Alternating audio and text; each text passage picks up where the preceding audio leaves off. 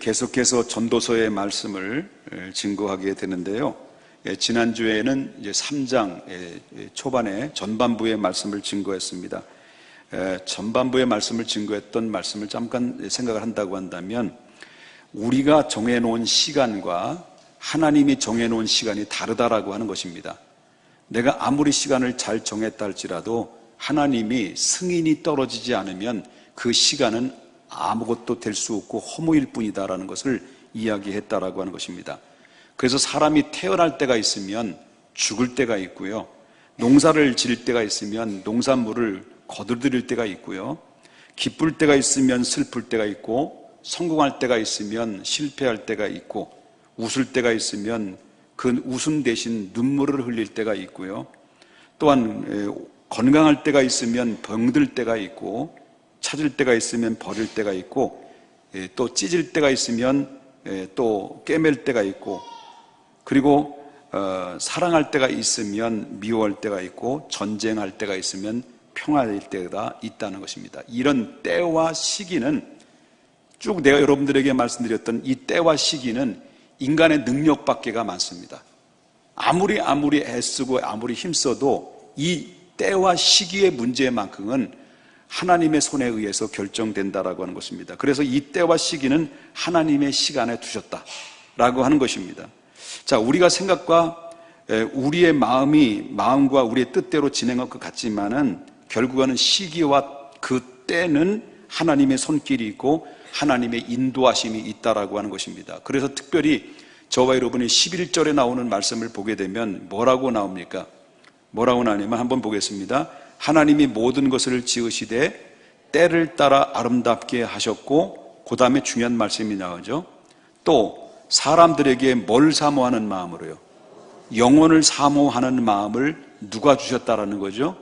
하나님이 주셨다라는 거죠.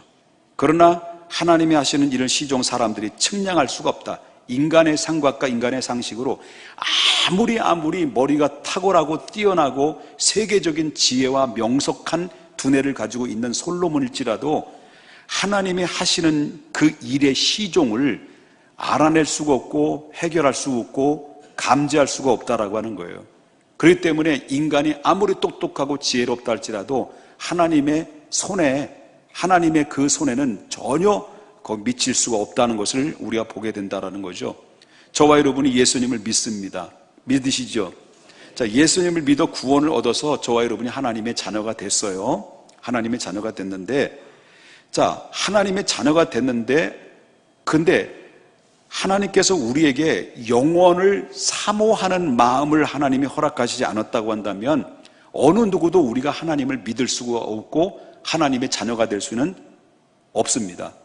그렇기 때문에 우리가 하나님의 자녀로서 하나님을 하나님으로 인정할 수 있다라고 하는 것은, 그리고 또 영혼을 사모하는 마음을 가질 수 있었다라고 하는 것은, 여러분, 이것은 커다란 축복 중에 축복이라고 하는 것입니다. 믿고 싶어도 못 믿어요. 근데 안 믿으려고 했는데 믿어져요. 이게 바로 신비로운 하나님의 믿음의 세계인 것입니다. 그렇기 때문에 우리 마음 복판에 하나님께서 우리의 영혼을 사모하는 마음을 열어주셨기 때문에 우리가 깨달지 못했던 것들이 어느 순간 깨달아지게 되고, 이해되지 못한 것들이 어느 순간 이해되게 되면서 그리스도를 내 자신도 모르게 인격적으로 받아들이게 되는 그런 놀라운 역사들은 내 힘에 의해서 결정되는 것이 아니라, 내 지식과 논리에 대해서 결정되는 것이 아니라, 하나님이 우리에게 영혼을 사모하는 은혜를 공급해 주셨기 때문에 가능했다라고 하는 것입니다. 늘 제가 자주 성경 구절을 인용해서 말씀을 증거하는데요, 에베소서 2장 8절에 보게 되면 이렇게 나옵니다. 뭐라고 나오냐면, 너희가 그 은혜로 인하여 믿음으로 말미암아 구원을 얻었나니, 이는 너희에게 난 것이 아니요 뭐의 선물이라 했습니까? 하나님의 선물이라고 그랬습니다. 믿음조차도, 우리가 믿는 그 믿음조차도 우리에 의해서 결정된 것이 아니라 하나님이 우리에게 영혼을 사모하는 마음을 열어주셨기 때문에, 그리고 마음을 열고, 그리고 하나님 앞에 그 은혜 때문에 믿음을 갖게 됐다라고 하는 것을 보게 될 때, 우리가 기적 중에 기적은 뭐라고 말합니까? 사람이 암병 걸려서 치유받은 것 기적이라고 말합니다. 바로 다 죽어갔다 숨이 깔딱깔딱 바로 촌각을 다투는 가운데 극적으로 되살아났을 때 사람들은 기적이라고 말합니다. 어떤 사람은 죽었는데 장례를 다 장례까지 치렀습니다. 이제 땅을 묻으려고 하는데 간에서 통통통 소리 나서 열어보니까 그가 살아났어요. 이걸 가지고 기적이라고 말합니다. 사람들은 기적이라고 말하는데요. 그런데 기적 중에 기적은 뭔 줄 아십니까? 그보다 더 기적은요, 내가 예수님을 믿는 믿음입니다. 하나님의 은혜 아니면 그건 안 되는 거예요. 하나님의 은혜. 그래서 영혼을 사모하는 마음을 주신 것은 내가 되는 것이 아니라 하나님이 허락하실 때만이 가능하다라고 하는 것을 우리가 보게 됩니다. 여러분, 솔로몬은 오늘 본문을 통해서 하나님 없이 살아가는 인생들, 자, 하나님 없이 살아가는 인생들, 이 세상에서 하나님 없이 살아가는, 해 아래서 살아가는 사람들이 아무리 형통하고 탁월한 두뇌를 가지고 있고 명석한 지혜와 그리고 능력으로 모든 지혜와 부와 명예를 다 얻었다 할지라도 하나님을 배제한 해 아래의 형통은 결단코 그것은 형통이라고 말할 수가 없다라는 것을 솔로몬은 이야기합니다.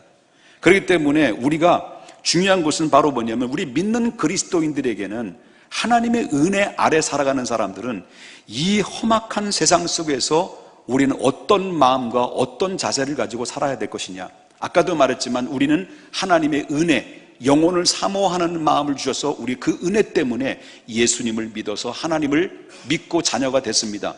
그래서 하나님의 백성들이라고 말합니다. 그러면 하나님의 백성들이 이 땅에 살아갈 때 정말 어떤 마음과 어떤 자세를 가지고 하나님께 백성으로서 살아갈 것이냐라고 하는 것을 솔로몬은 여기에서 제시하고 있는 내용이 있습니다. 그것이 바로 3장 16절에 이렇게 이야기합니다. 먼저 3장 16절 한번 보겠습니다. 다 같이 읽어보겠습니다. 시작. 또 내가 해 아래서 보건대 재판하는 곳 거기에서도 악이 있고 정의를 행하는 곳 거기에서도 악이 있도다. 자, 먼저 해 아래 살아가는 세상의 현실을 우리의 솔로몬은 보여주고 있습니다. 이 세상에는 현실을 봐자. 자, 현실을 보는데 솔로몬은 이 본문에 나오는 말씀을 16절에 뭐라고 말하냐면, 재판하는 곳을 내가 보니까 거기에 뭐가 있다는 거예요. 거기에서도 악이 있다는 거예요. 또 정의를 행하는 곳에 가 보니까 거기서도 뭐가 있다는 거예요. 악이 있다는 거예요. 그래서 솔로몬은 왜 하필이면 이렇게 많고 많은 예 중에서, 근데 왜 재판하는 곳에 대한 예를 들어서, 재판하는 곳을 예를 들어서 그 이야기를 끄집어내느냐는 거예요. 그 이야기를 끄집어내는 이유는 바로 뭐냐면, 여러분 보세요. 이 세상에서 가장 정의로워야 될 것이 어디예요? 가장 정의로워야 될 최후의 보루가 어딜까요? 그것은 한마디로 말한다면 세상의 법정입니다. 법정. 세상 법정이에요. 바로 이 세상에서 가장 정의로워야 될 최고의 마지막 보루는 세상 모든 법을 판단하는 법정입니다. 이게 바로 정의로워야 될 마지막 최후의 보루예요. 그런데 이 법정 앞에서만 서면 범죄한 이 법의 논리에 따라서 선하게 정확하게 구별이 돼야 되고, 그 다음에 악한 자는 심판을 받게 되고, 그리고 선하게 살아가는 사람들, 의롭게 살아가는 사람들은 의로운 사람으로 증명해 주는 곳이 바로 뭐냐면 바로 이 법원입니다. 법원. 법정인 것입니다. 자, 그런데 이렇게 그 문제는 바로 뭐냐면, 오늘날 이 세상의 법이 어떠냐는 거예요. 오늘날 세상의 법은 어떠느냐? 정말 정당한 법을 다루고 있느냐? 이 정당한 법을 다루고 있다라고 믿는 사람들이 과연 오늘날 얼마나 많이 있겠냐는 거죠. 자, 오늘날 이 법을 다루는 법이 오히려 실질적으로 볼 때 따지고 들어가 보면 오히려 그 법을 다루는 그 법, 이 법을 다루는 이 법에 오히려 불법이 더 성하다는 것을 누구나도 예측할 수가 있다라고 하는 거죠. 무엇을 보면 압니까? 그것은 바로 일반 서민의 법의 감정을 조사를 해보면 금방 알 수가 있다는 거예요. 일반적인 서민들이 생각하는 이 법이라는 이 문제는 바로 뭐냐면, 오히려 일반적인 서민들이 법을 다루는 이 법정에서 진행되고 있는 이 법의 논리가 실질적으로 정상적인 논리가 아니라 오히려 법원에서 불법이 더 자행되는 일들이 더 많이 있다라고 생각하는 사람들이, 이렇게 인식하고 살아가는 사람이 많다라는 거예요. 여러분, 변호사 제도 좋은 거예요. 그죠? 변호사 제도 얼마나 좋습니까? 그런데 한 사람이 억울하게 누명을 뒤집어 썼어요. 근데 내 힘으로 이 법을 모르니까 법을 잘 아는 사람들을 빌려서 도움을 받아서 이 억울함을 풀어줄 수 있기를 기대하는 마음으로 그 의탁을 하죠. 법에 의탁을 해요. 그래서 법에 의탁하는데 법의 전문성을 가지고 있는 변호사에게 위탁을 하게 돼서 자기의 억울함을 풀어달라는 거예요. 이게 법의 변호사의 제도예요. 그러나 문제는 바로 뭐냐면 오늘날 이 변호사들이 정말 과연 이렇게 억울한 사람, 불쌍한 사람 편에 서서 정말 그들을 다시 한번 무죄로 인정해 줄 수 있는 사람들이 과연 얼마나 있느냐라고 하는 거죠.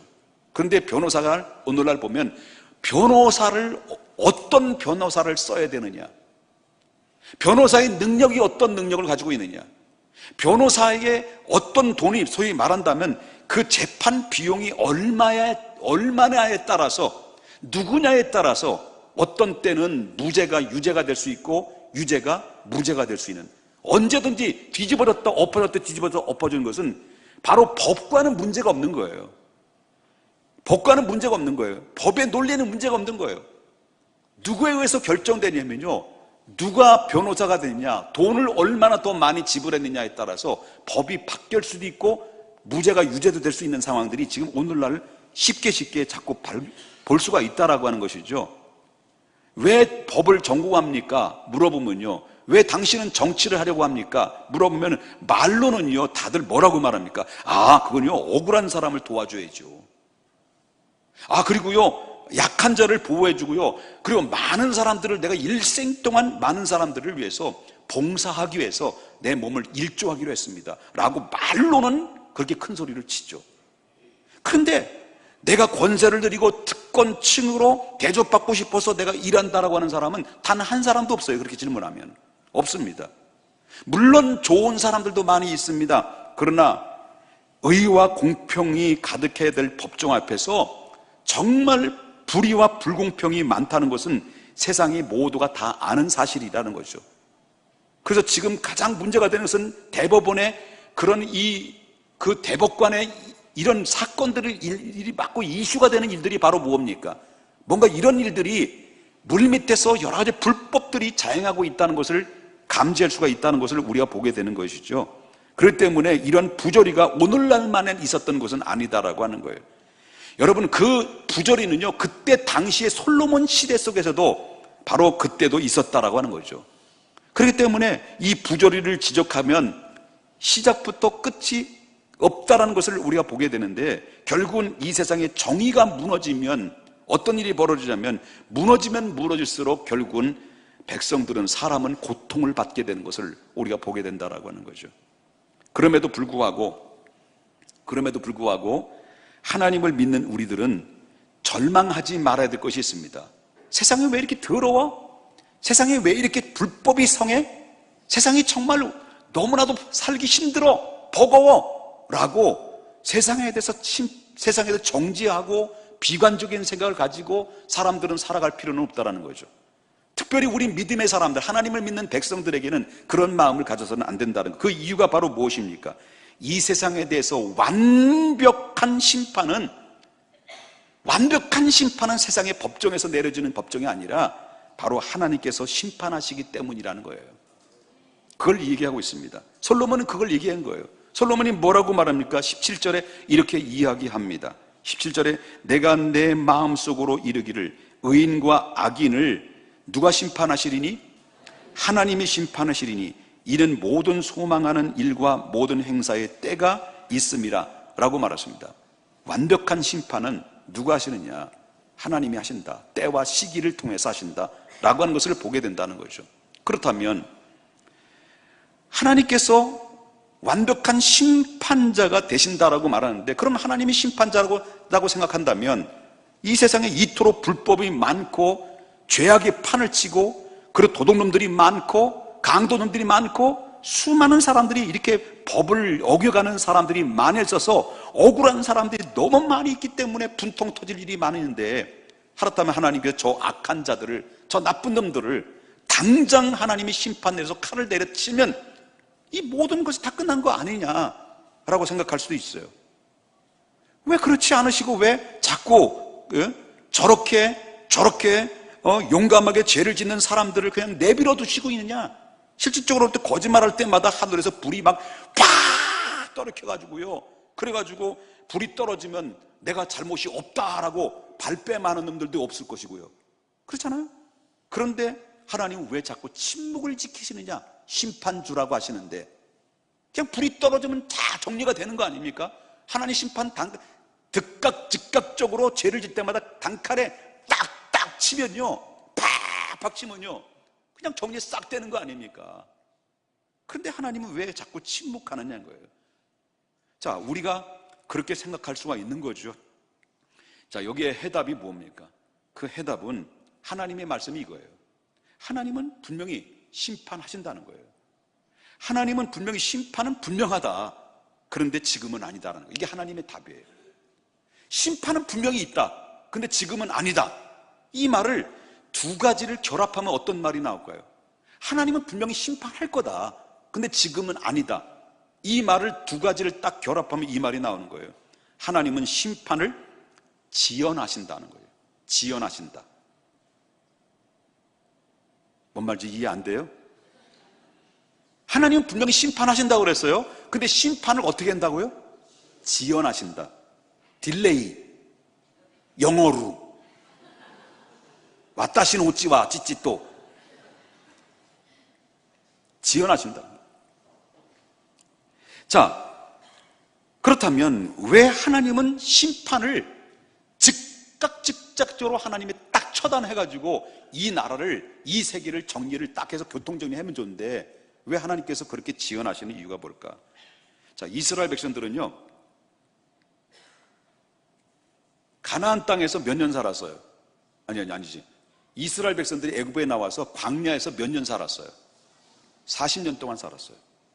자, 보세요. 애굽에서 가나안 땅까지 가는 길이가 11일이면 걸어갈 수 있어요. 걸어서 11일이면 갈 수 있는 거리예요. 그 걸어서 11일이면 갈 수 있는 거리를 하나님께서 이스라엘 백성들을 저 시내 반도 이 광야에 40년 동안 뺑뺑뺑뺑뺑 돌렸어요. 돌렸던 이유는 바로 뭐냐면, 물론 하나님께서 이스라엘 백성들에 대한 어떤 섭리가 있기 때문에 이스라엘 백성들을 통해서 하나님 여호와가 어떤 분이라는 것을 정확하게 인식시켜주기 위함이었지만, 그러나 이 40년 동안 뺑뺑뺑 돌고 40년 만에 가나안 땅에 들어간 이유는 그 가나안 땅에 살고 있는 여러 가지 족속들이 있잖아요. 여부스 족속, 가나안 족속, 히위 족속, 브리스 족속, 뭐 이런 족속들이 살고 있잖아요. 이런 족속들이 그때 당시에 하나님이 역사적으로 볼 때 인간의 최고의 악의 극치에 이를 때 하나님은 그때 심판을 내렸던 적이 있어요. 여러분, 바벨탑이 왜 무너졌습니까? 인간의 최고의 악의 극치에 오를 때 심판을 내렸어요. 여러분, 소돔과 고모라가 왜 심판을 내렸습니까? 왜 불로 심판을 내렸습니까? 그때 당시에 소돔과 고모라는 최고의 인간의 죄를 최고의 극치였습니다. 동성애, 남자가 남자. 조금 있으면 이런 얘기를 못해요.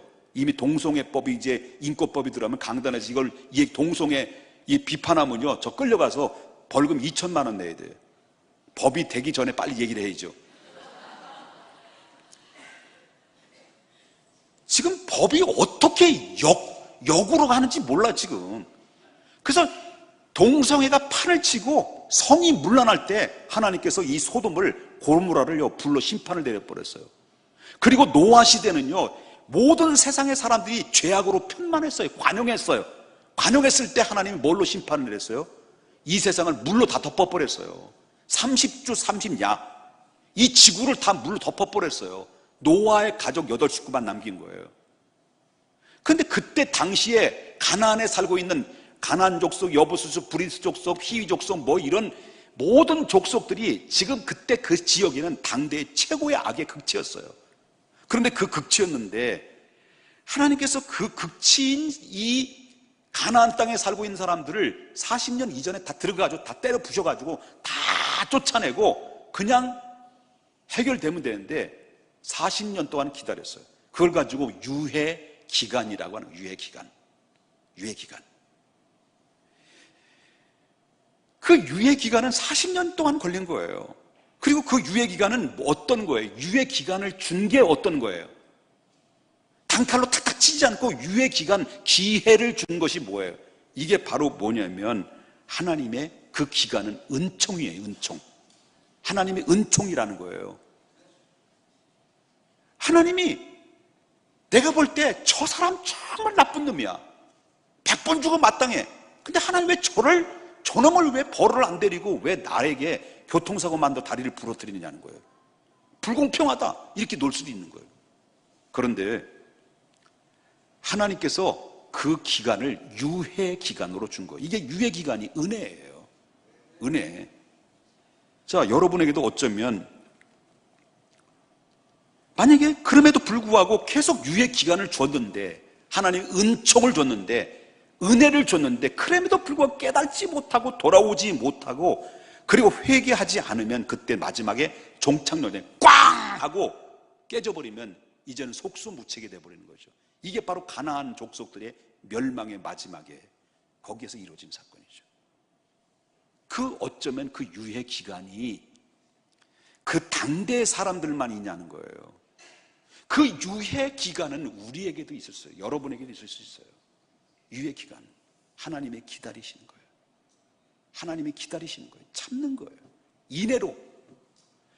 그래서 여러분, 하나님의 그 유예 기간 동안에 돌아와라, 돌아와라. 그래서 하나님이 인간의 죄를 범한 인간의 세상 속에 그래도 하나님의 공의의 심판을 내리실 그 심판을 거두시기 위해서 그 공의의 심판을 예수님이 대신 치르게 하셔서 예수님을 하나밖에 없는 독생자를 이 땅에 내보내셔서 십자가의 대속에 피 흘려 죽고 공의의 심판을 내리시고, 그리고 누구든지 예수 믿으면 멸망치 않고 구원받을 수 있는 길을 주셔서 저와 여러분이 이 세상에 태어나서 하나님 나라 갈 때까지 내가 사는 삶 속에서 이자 인생의 마지막 종착역에 도착할 그 시간까지 여기에 예수님을 믿을 수 있는, 예수님께 돌아올 수 있는 그 유예 기간, 그 기간이 바로 뭐냐? 여러분들이 주시는 은총이에요. 기다리심의 은총. 은총이라는 거예요. 그 유예 기간이 바로 뭐냐면 내가 이 땅에 사는 삶 마지막 종착역까지. 죽으면 끝나는 거예요. 죽으면 끝나는 거예요. 이게 내 말이 아니에요. 성경이 말하는 얘기예요. 여러분 기분 별로 안 좋으시죠? 저는 설교를 할 때 사람의 눈치를 본다고 하면, 사람의 눈치를 보며 설교한다면 그때부터는 나는 이렇게 생각합니다. 내 곁에 하나님이 떠났다 생각해요. 자, 그 유예 기간이 나일 수 있어요. 어서 돌아오라, 어서 돌아오아노라, 돌아와라. 자, 지금 온갖 죄를 범해요. 마음껏 죄책감 느끼지 않고 열심히 막 마음껏 죄책감 느끼지 않고 쾌락과 모두 다 즐겨요. 엔조이해요. 막 하는데도 불구하고 잘 돼. 하는 일마다 잘 돼. 범사가 잘 돼. 죄를 막 지는데도 불구하고 막 형통이라는 게 성경이 막 적용돼. 나는 열심히 뼈 빠지게 고생했는데도 불구하고 자꾸 우환 만나. 그런데요, 온갖 죄를 저지르는데도 불구하고 형통하다? 잘 된다? 그냥 하나님 없이도 내가 얼마든지 살 수 있다. 그래서 그게 좋은 줄 아세요? 그게 축복인 줄 아세요? 여러분, 그게 유예 기간이에요. 그게 바로 자기의 멸망의 지름길이라는 것을 사람들은 모르고 있다라는 것을 보게 된다라고 하는 것이죠. 유예 기간이에요. 하나님께서 이렇게 유예 기간 동안에 돌아오지 않으면 어떻게 하냐는 거예요. 하나님이 이렇게 유예 기간을 줬는데도 불구하고 인간에게 구원받을 수 있는 길을, 네가 죽어야 될 것을 너 죽지 말라는 거예요. 너 죄 졌기 때문에 심판 받아야 된다. 심판 받아야 된다. 지옥 가야 된다. 그러나 심판 받지 마라. 지옥 가지 마라. 그래서 내 아들을 내게 줄 테니까, 너희가 받을 심판을 내 아들을 대신 심판해 줬으니까 이제는 너에게 구원받을 길을 열어주셨으니까 이 유예 기간 동안 주님 앞에 돌아와서 예수 믿고 너희 제발 지옥 가지 말고 심판받지 말고 천국 가라, 천국 가라. 이게 아버지의 마음이, 이게 하나님의 마음이에요. 아버지의 마음이에요.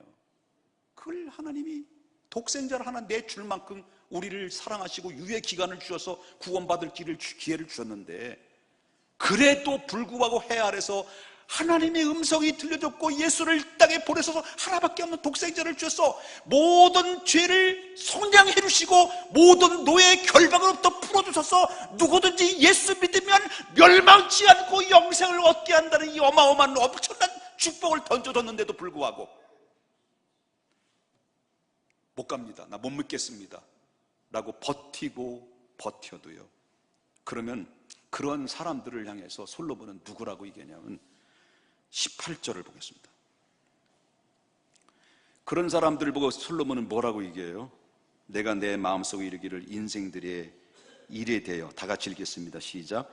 하나님이 그들을 시험하리니 그들이 자기가 짐승과 다름이 없는 줄을 깨달게 하려 하십니다. 뭐가 같다는 거예요? 짐승 같다는 거예요. 유예 기간 동안 시험하셨지만, 유예 기간 동안 기회를 주셨지만, 예수 그리스도마저 주셨지만, 사는 날 동안 기회를 주셨지만 돌아오지 않았을 때는 시험하고 시험해봐도 그래도 돌아오지 않으면 뭐 같다는 거예요? 짐승과 다를 바가 없다. 성경은 말합니다. 성경은 말해요. 시편 49편 20절에 사람이 존귀하나 뭐 하지 못하면요, 유예 기간을 주었다는 사실을 깨닫지 못하면, 이런 사람은 뭐와 같다는 거예요? 죄송해요, 자꾸 짐승 얘기해서. 여러분 짐승이 아니잖아요. 그러나 깨닫지 못하는 사람은 뭐 같다는 거예요? 자꾸 이런 과격한 용어를 사용해서, 제가 사용했나요? 성경이 얘기했는데요. 짐승과 같다. 사람은 해 아래서 하나님 없이 살게 되면 똑같아요. 짐승과 똑같아요. 아니, 여러분 얼마나 해 아래서 하나님 없이 살아가는 사람들이 얼마나 무서운 줄 아십니까? 어느 정도 무서운지 아십니까? 여러분 보세요. 정말 조그만 아이, 요만한 아이를 어떤 미친놈이 성폭행을 해가지고 죽였어요. 요만한 아이를. 평택에 있었던 일이에요. 오래전에. 사람이 이렇게 악해지는 거예요. 짐승보다 더 악해지는 거예요. 짐승은요, 배가 부르면요 사냥 안 해요. 배가 부르면 사냥합니까? 절대 안 해요. 그래서 여러분 어디 저기 아프리카 가면요, 위험한 지역에 가더라도요 사자를 만나면 배부터 보고 다녀야 돼. 배가 쏙 들어왔으면 난 먹잇감이다 생각해야 되고. 사람들은 그래요. 짐승은 배가 부르면 사냥을 안 하는데 사람들은 배가 불러도 사냥해요. 뺏어요. 쟁취해요. 남을 죽이고서라도 내가 쟁취하고 얻어야 돼요. 이게 바로 사람의 심리예요. 이게 심리라고 하는 거예요. 그러니까 이 사람이 얼마나 무서운 거예요. 여러분 세계 2차 대전 때 인류 역사상 아주 비참하고 처참했죠. 얼마나 피비린내가 많이 났습니까? 그러나 그 전쟁에도 실질적으로 부정적인 것도 있지만 긍정적인 모습들도 있었다라고 하는 거예요. 무엇인가 하냐면, 전쟁이 일어나기 전에 뭐가 발달됐습니까? 과학이 발달됐어요, 그때 당시. 그리고 인간의 이성의 기초로 해가지고 계몽주의가 아주 꽃을 피웠던 그때였습니다. 그래서 사람들은 이 인간에 대한 기대가 아주 극대화돼 가지고요, 실질적으로 볼 때 그 유행하던 말이 있었어요, 그때 당시. 그 유행한 말이 뭐냐면, 인간의 유토피아를 건설할 수 있다, 얼마든지 건설할 수 있다. 그래서 인간의 교육만 잘하게 되면 세상의 모든 문제는 다 해결할 수가 있다. 지금도 그런 생각을 가지고 있는 거예요, 과학이. 그렇게 할 수 있다는 거예요. 인간의 존엄성, 인간의 그 위대함, 그걸 얘기했다는 거예요. 그런데 문제는요, 그 과학의 힘이, 그 지식의 힘이 잘 배운 머리를 가지고 뭐를 치른 거예요? 세계대전을 치른 거예요. 세계대전을. 그래가지고 그 똑똑한 이 지혜와 지식을 가지고 결국 세계대를 치르는마로 말미암아 결국 어떻습니까? 인간은 결코 그 이후로 나타난 현상은 인간은 결코 신뢰의 대상이 아니다. 그걸 발견한 거예요. 신뢰의 대상이 경계의 대상이다. 사람들이 그렇게 열광하던 이데올로기에 그 별것 아니다라는 것을 그때부터 깨닫기 시작하면서 그 이후로부터 인간이라는 것은 별거 아니구나, 얼마나 연약한 존재나, 이런 사실을 깨닫고 사람들이 그때부터 겸손해지기 시작했어요. 교만이 꺾어지고요. 그리고 나서 뭐가 발견됐습니까? 신앙에 대한 재발견이 이루어지기 시작하면서 그때부터 신앙 부흥이 2차 세계대전 이후로부터 수많은 영혼들이 주님 앞에 돌아오는 계기가 됐다라고 하는 거예요. 그렇다면 하나님의 심판은 도대체 심판 날짜가 언제냐? 몰라요. 아무도. 심판 날짜는 아무도 몰라요. 언제 심판하실지 누구도 몰라요. 그런데 우리가 알 수 있는 게 19절에 나오는 말씀을 알려줘요. 19절에 뭐라고 나오냐면 인생에 당하는 일을 짐승도 뭐 한다는 거예요? 똑같이 당한다. 인간이 당하는 일들을 짐승도 똑같이 당하는데 그들이 당하는 일이 짐승이나 사람이나 일반이다는 거예요. 그리고 다 동일한 호흡이 있어서 짐승이 죽음같이 누구도 죽는다는 거죠. 사람도 죽으니 사람이 짐승보다 뛰어남이 있다는 거예요, 없다는 거예요? 없다는 거예요. 뭐 앞에? 죽음 앞에. 죽음 앞에 인간은 짐승보다 뛰어난 게 없다라는 거죠. 그래서 인간은 언젠가 죽고 만다는 거예요. 다 죽어요. 자꾸 죽음 위해서 죄 얘기해서 죄송해요. 그래서 인간은 다 죽어요. 그러니까 사람들은 그렇게 생각해요. 그래, 그렇다면 그때까지 되는 대로 뭐 살다 꽉 죽으면 되지 뭐. 마시자 한 잔의 추억, 마시자 한 잔의 술, 죽어버리자 확 죽어버리지 뭐. 이렇게 생각할지 몰라요. 그러나 우리는 그럴 수도 없어요. 죽고 싶어도요, 그럴 수 없는 거예요. 죽는 것은 결코 내 마음대로 되는 게 아니라는 거예요. 왜 그렇습니까? 죽는다는 사실을 똑같지만, 죽는 건 똑같아요. 다를 바가 없어요. 짐승도 죽고 사람도 죽어요. 그런데 죽음은 똑같지만 죽음 이후에 다르다는 걸 알아야 돼요. 다 죽어요. 근데 죽음 이후에 달라요. 사람들은 그걸 생각 안 하고 살아요. 그냥 죽음은 끝나는 것이다 라고 생각해요. 근데 성경은 분명히 이야기합니다. 죽음 이후에 다르다. 죽음은 똑같다. 근데 죽음 이후엔 다르다 라고 얘기해요. 그래서 3장 12절에 뭐라고 얘기합니까? 사람들이 사는 동안에 기뻐하며 선을 행하는 것보다 더 나은 것이 없는 줄을 내가 알았다. 짐승의 생명은요, 짐승은 생명이 있어요. 생명이 있기 때문에 본능적으로 새끼를 키우고 본능적으로 그 새끼를 먹여 살려요. 본능적으로 새끼를 낳고 본능적으로 새끼를 먹여 살리고 본능적으로 그 새끼를 키워요. 그래서 그 새끼를 잘 양육해서, 그래서 어른이 될 때까지, 어미가 될 때까지 짐승들은 본능적으로 키워요. 이 짐승들은 생명이 있기 때문에 본능을 가지고 있어요. 그래서 본능적으로 새끼 낳아요. 그러다가 짐승이 죽으면요, 그냥 끝나는 거예요. 짐승은 죽으면 끝나는 거예요. 생명만 있기 때문에 죽으면 끝나는 거예요. 그런데요, 잘 들어야 돼요.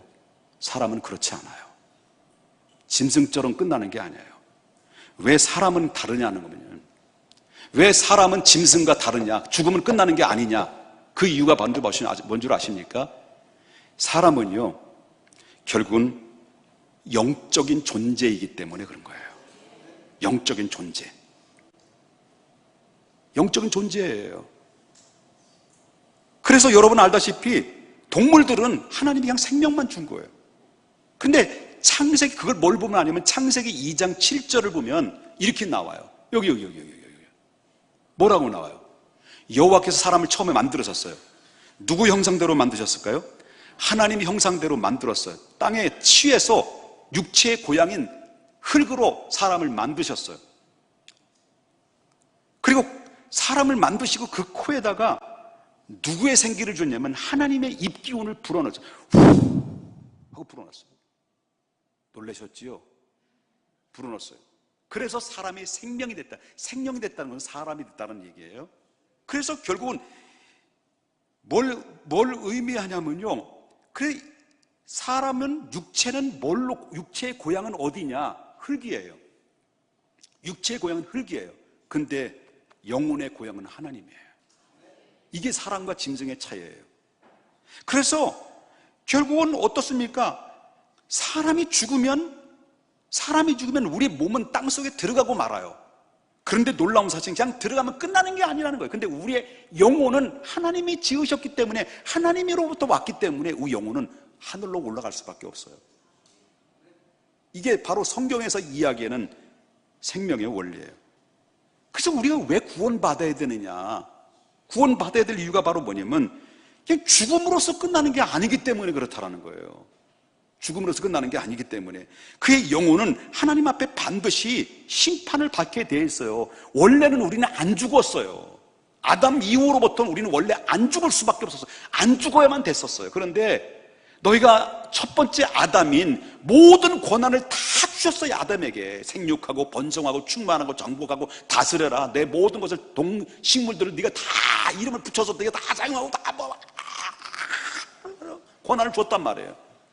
다 권한을 준데 하필이면 그거만 하지 말라는 그걸 들어가서 거기까지 찾아가가지고 죄를 짓냐는 거예요. 한 사람의 죄가 세상에 들어와서 결국 모든 인류가 죄가 들어와서 인류가 죄를 범하게 된 거예요. 그럼 아담의 죄와 나의 죄는 무슨 상관이 있기에 나도 죄를 뒤집어 쓰냐는 거예요. 아니에요. 우리는 어쩔 수 없이 누구의 후예들이에요? 원숭이 후예예요? 아담의 후예예요?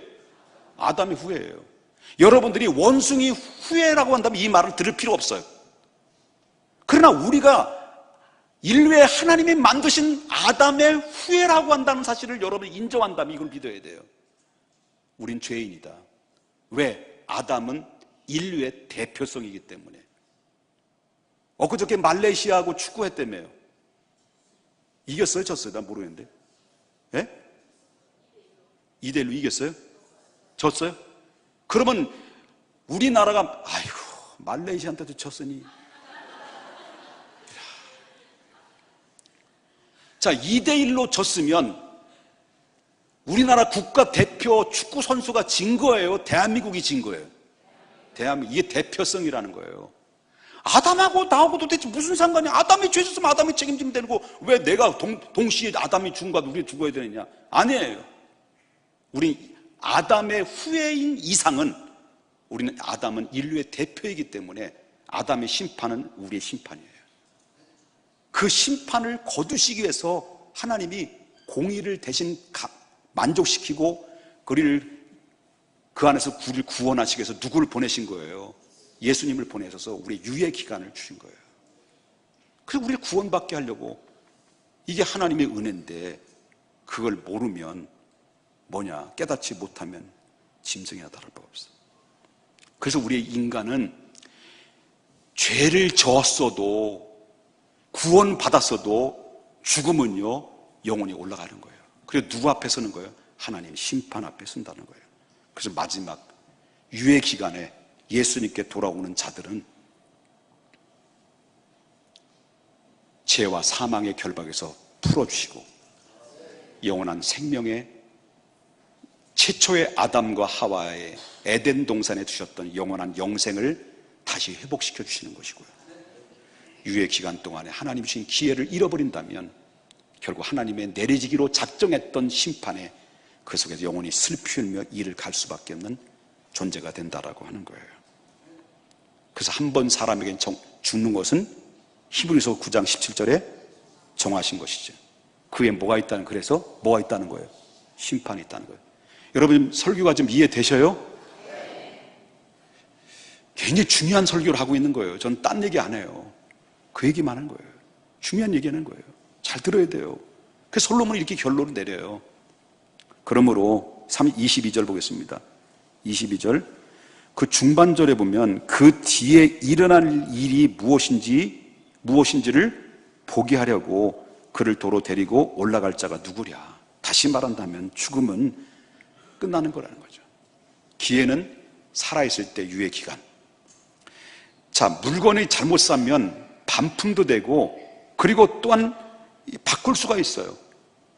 그런데 사람이 죽으면 도로 살릴 수도 없고 죽은 사람을 다시 데려올 수가 없어요. 끝이에요. 이미 지나간 일이에요. 돌이킬 수 없는 거예요. 그래서 저와 여러분이 하나님이 기회를 주시기 위해서 하나님이 이 세상을 이처럼 사랑하사 누굴 주셨어요? 독생자를 주셨어. 누구든지 저를 믿는 자마다 둘째 아담으로 오신, 첫째 아담은 실패했어요. 그 둘째 아담으로 실패한 모든 인생들에게 다시 회복시키고 복구시키기 위해서 예수님은 치러야 될 대가를 다 치르게 하시고 그 대신 우리를 구원받을 수 있는 유예 기간을 줘서 다 돌아와라. 다 돌아와라. 그래서 저와 여러분이 사는 날 동안 그 유예 기간 동안 복음을 듣게 된 거예요. 설교의 말씀을 듣고 아, 그렇구나. 인생이 그거구나. 하나님을 떠난 인생은 허무한 것뿐이다. 그래서 여러분 유예 기간 동안에 저와 여러분이 복음을 듣고 예수님을 믿게 됐고, 믿음은 바로 뭐냐면 하나님의 은혜가 아니면 안 되는 거예요. 오늘 설교 길어서 죄송해요. 다음 주에는 딱 50분에 끝낼게요. 그때만, 다음 주만. 그래서 이런 유명한 찬양이 있어요. 제가 가사를 한번 불러줄게요. 가사를 불러줘 볼게요. 여러분, 우리가 하나님의 은혜가 아니면 어떻게 살아갈 수 있겠습니까? 숨 쉬어 살 수 있습니까? 하나님의 은혜로 살아가는 거예요. 옆에 분 인사합시다. 당신도 하나님의 은혜가 아니면 살 수가 없어. 그렇다고 왜 반말을 해요? 제가 읽어드립니다.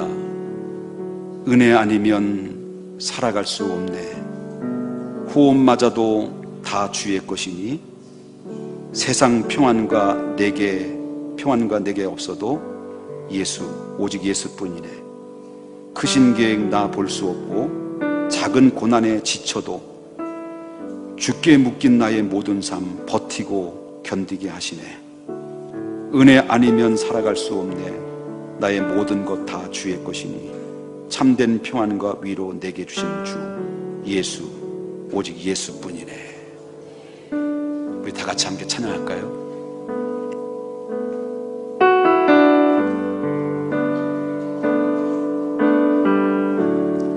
은혜 아니면 살아갈 수가 없네. 호흡마저도 다 주의 것이니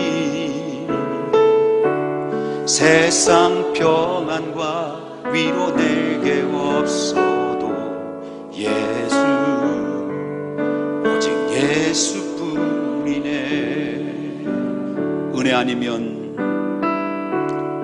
은혜 아니면 살아갈 수가 없네.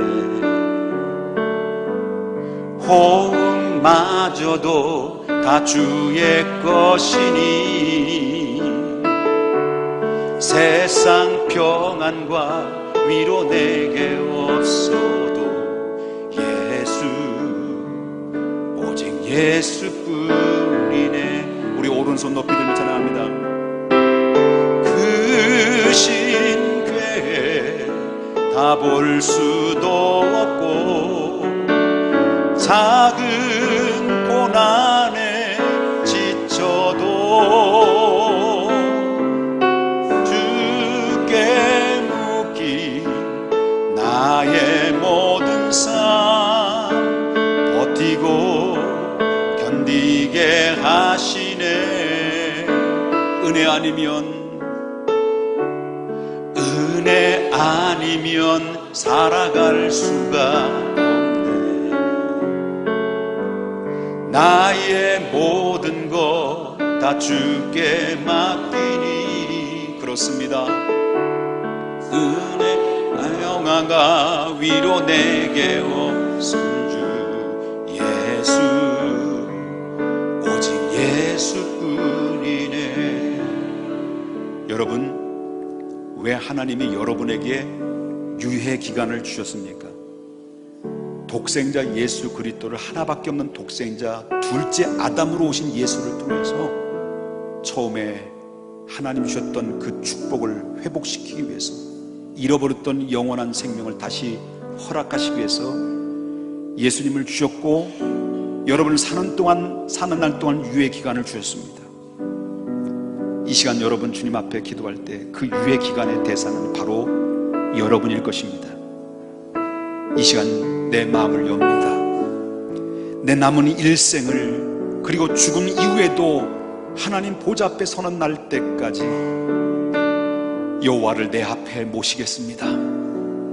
그리고 주님이 나의 옆에 동반자가 되어주셔서 하나님 내 영과 내 몸과 내 혼과 즐겁고 기쁘고 안전하게 거하며 천지를 지으신 여호와 하나님을 바라보며 일생 동안 살아가겠습니다라는 이 결단을 가지고 함께 통성으로 기도하며 나갑니다. 다 같이 함께 주여 한번 부르며 기도합니다. 주여. 할렐루야. 사랑의 하나님 아버지요, 주님의 은혜와 사랑을 아버지 하나님께